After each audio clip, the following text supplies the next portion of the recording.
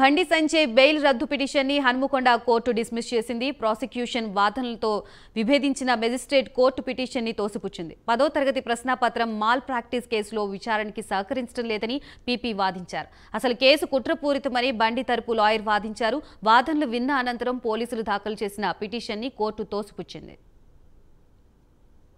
Bail రద్దు petition ఏదో పెట్టినరో వాళ్ళు 4-5 గ్రౌండ్ చూపించడం జరిగింది.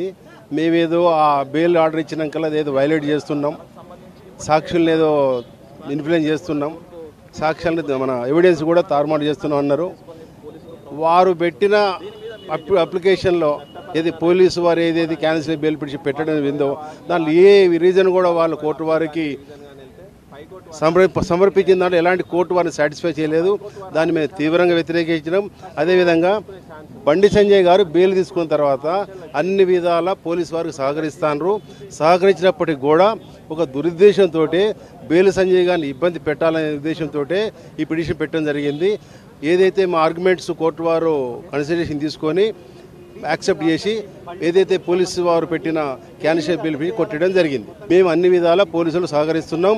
అదేవిధంగా బండి సంజయ్ గారు సిట్టింగ్ ఎంపీ అండి, అన్ని వేళ వారు అందుబాటులో ఉన్నారు. వారు ఎక్కడ కూడా సీక్రెట్ లేరు, వారు పబ్లిక్ లైఫ్ ఉన్నారు కాబట్టి వారు ఎక్కడ హైడ్ చేయలేదు, వారు ఎక్కడ పారిపోయే పరిస్థితి లేదు. అన్ని విధాలా పోలీసు వారు సహకరిస్తారు.